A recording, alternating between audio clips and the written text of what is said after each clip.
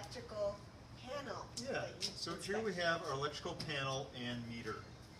And so, again, I open this up, and this is a major component in your home inspection.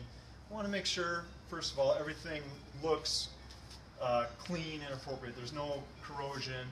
I always carry this voltmeter with me to make sure that there is no electricity accessing this panel, so it is safe to touch. And again, so when I go on the circuits, there is electric near that, but the panel itself is clean. And then I will typically open that up to see what it looks like underneath to make sure there's no loose wires, live wires. Potentially there's screws in contact with the wires, and wrong screws.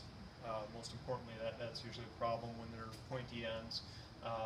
Could present an electrical shock and energize this panel. But this panel here is nicely labeled.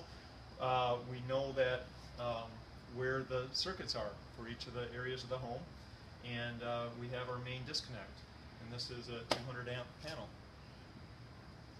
Awesome.